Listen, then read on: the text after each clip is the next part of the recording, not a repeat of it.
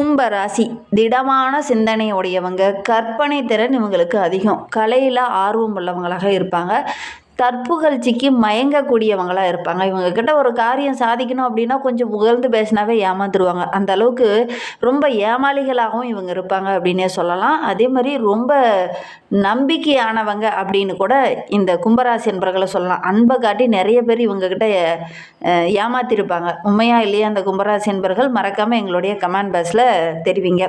பொது நலத்தில் அதீத ஈடுபாடோடு இறங்கக்கூடிய ஒரு ராசி. சமூக சேவை செய்கிறதெல்லாம் அவங்களுக்கு ரொம்ப பிடிக்கும்.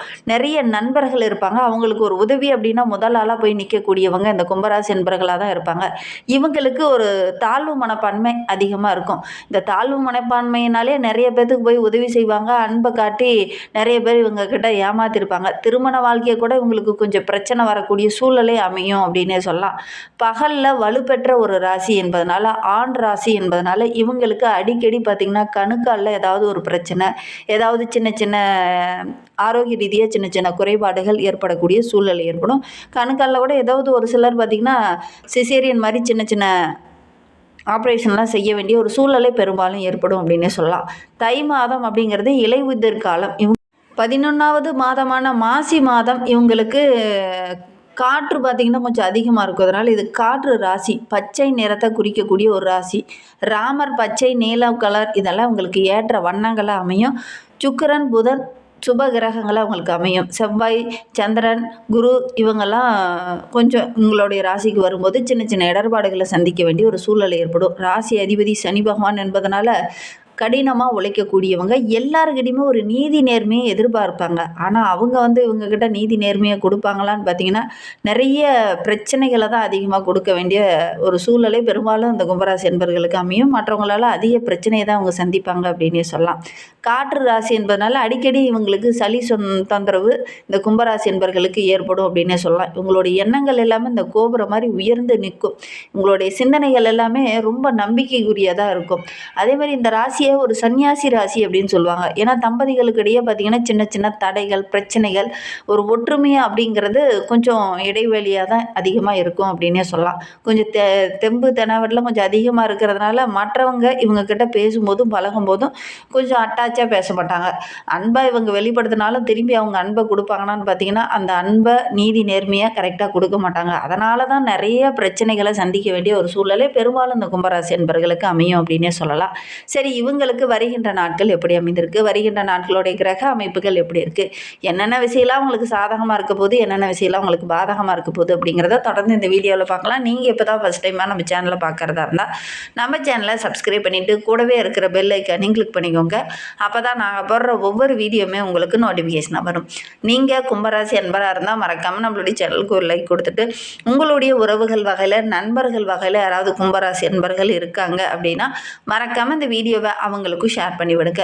கும்பராசியில் நீங்கள் எந்த நட்சத்திரத்தில் பிறந்தீங்க, உங்களுடைய இஷ்ட தெய்வ பெயர் என்ன, உங்களுடைய குலதெய்வ பெயர் என்ன அப்படிங்கிறத மறக்காமல் எங்களுடைய கமெண்ட் பாக்ஸில் தெரிவிங்க.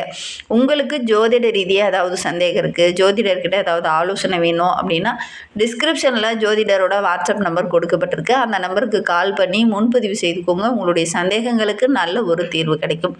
வருகின்ற வாரத்தை பொறுத்தவரைக்கும் இந்த கும்பராசி என்பவர்களுக்கு ரொம்ப சிறப்பான வாரமாக அமைந்திருக்கு அப்படின்னே சொல்லலாம். ஏன்னா ராசியில் ராசிநாதன் மெல்ல மெல்ல ராசியை விட்டு விலகி தன குடும்பஸ்தானத்தில் நுழைய போகிறார். அதனால் நல்ல ஒரு மேன்மை பொருந்திய வாரமாக, நல்ல ஒரு சாதகம் படைக்கக்கூடிய ஒரு அற்புதமான வாரமாக வருகின்ற வாரம் இந்த கும்பராசி என்பவர்களுக்கு அமைந்திருக்கு அப்படின்னே சொல்லலாம். ஏன்னா தன குடும்பஸ்தானத்தில் குரு 5ஆம் இடத்துல அமர்ந்து உங்களுடைய ராசியை பார்க்குறார். ராகுவை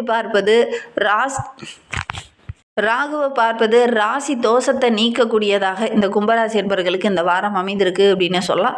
லாபஸ்தானத்தில் முக்கிய கிரகங்கள் வலிமையாக இருக்குது. அதனால் எடுக்கிற காரியங்கள் எல்லாமே வெற்றியாக அமையக்கூடிய ஒரு யோகமான வாரமாக வருகின்ற வாரம் இந்த கும்பராசி என்பவர்களுக்கு அமைந்திருக்கு அப்படின்னே சொல்லலாம். 5ஆம் இடத்துல குரு அமர்ந்திருக்கிறதுனால பூர்வ புண்ணியஸ்தானம் ரொம்ப பலமாக இருக்குது. அதனால் தொட்ட காரியங்கள் எல்லாமே இந்த காலகட்டத்தில் வெற்றியாக அமையக்கூடிய ஒரு யோகமான பலன் கிடைக்கக்கூடிய ஒரு அற்புதமான வாரமாக வருகின்ற வாரம் இந்த கும்பராசி என்பர்கள் என்பர்களுக்கு அமைந்திருக்கு அப்படின்னு சொல்லலாம். மனதில் இருந்த அந்த குழப்பங்களுக்கெல்லாம் நல்ல ஒரு தெளிவு கிடைக்கும்.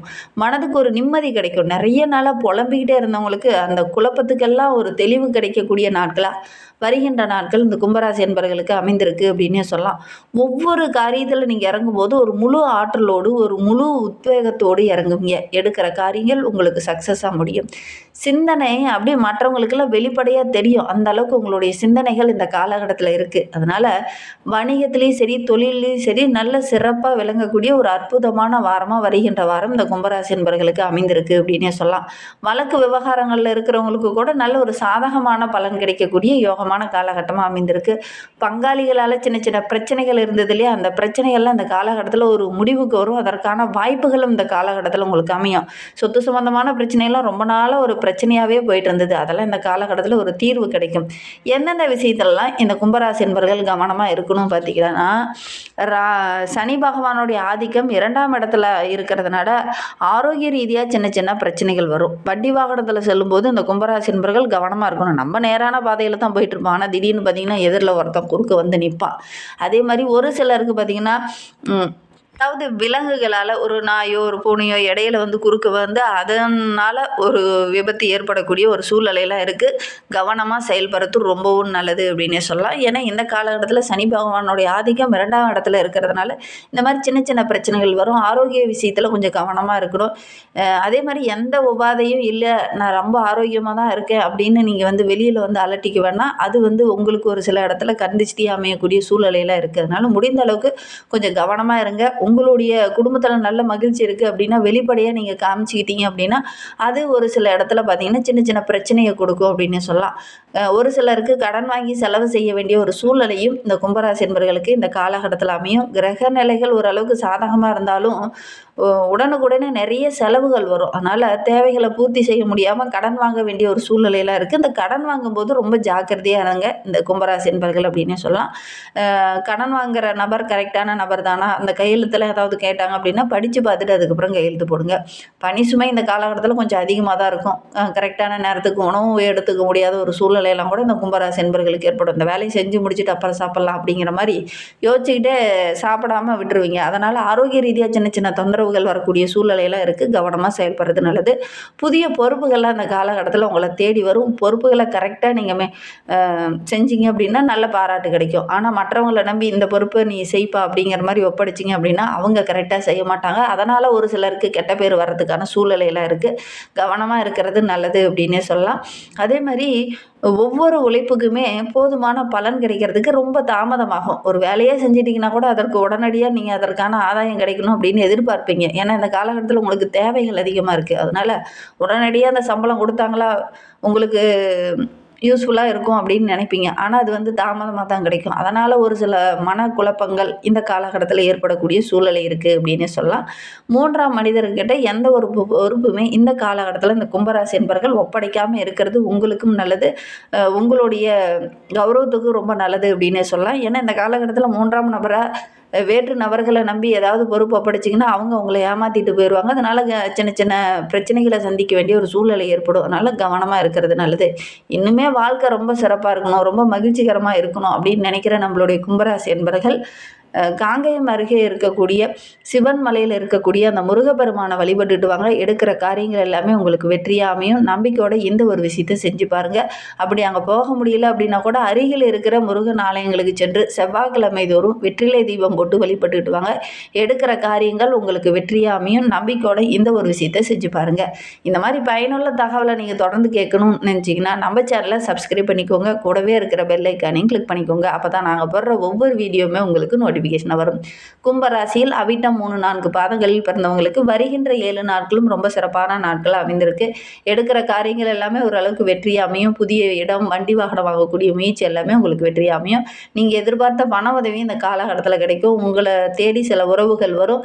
பெரிய மனிதர்களுடைய அன்பு ஆதரவெல்லாம் கிடைக்கும். சதய நட்சத்திரக்காரர்களுக்கு சூரியன், செவ்வாய், புதன், சுக்கிரன் என கூட்டு கிரகங்கள் உங்களுக்கு சாதகமாக இருக்குது. அதனால் இழுபறியாக இருந்த வேலையெல்லாம் டக்கு டக்குன்னு செய்து முடிச்சுட்டு நல்ல ஒரு பாராட்டு பெறக்கூடிய ஒரு யோகம் யோகமான வாரமாக அமைந்திருக்கு. பூரட்டாதி 1, 2, 3 பாதங்களில் பிறந்தவங்களுக்கு வருகின்ற 7 நாட்களும் ரொம்ப சிறப்பான நாட்களாக அமைந்திருக்கு. தம்பதிகளுக்கிடையே இருந்த சின்ன சின்ன பிரச்சனையெல்லாம் சரியாகி நல்ல ஒரு ஒற்றுமையை எதிர்பார்க்கலாம். புதிய நண்பர்கள் இந்த காலகட்டத்தில் கிடைப்பாங்க. அவங்க மூலிமா ஒரு சில தொழிலெலாம் தொடங்கலாமா அப்படின்னு நீங்கள் நினைப்பீங்க. ஆனால் அந்த புதிய தொழில் தொடங்கும்போது கொஞ்சம் எச்சரிக்கையாக இருங்க.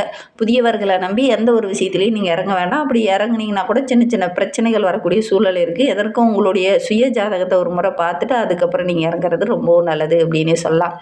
இன்னுமே வாழ்க்கை ரொம்ப சிறப்பாக ரொம்ப மகிழ்ச்சிகரமாக இருக்கிறதுக்கு முருகப்பெருமானை வழிபடுங்க, காளியம்மனை வழிபடுங்க. எடுக்கிற காரியங்கள் எல்லாமே உங்களுக்கு வெற்றிகரமாக அமையும். நம்பிக்கையோடு இதை செஞ்சு பாருங்கள். இந்த மாதிரி பயனுள்ள தகவலை நீங்கள் தொடர்ந்து கேட்கணும் அப்படின்னு நினச்சிங்கன்னா நம்ம சேனலை சப்ஸ்கிரைப் பண்ணிவிட்டு கூடவே இருக்கிற பெல் ஐக்கானையும் கிளிக் பண்ணிக்கோங்க. அப்போ தான் நாங்கள் போடுற ஒவ்வொரு வீடியோவுமே உங்களுக்கு நோட்டிஃபிகேஷனாக வரும்.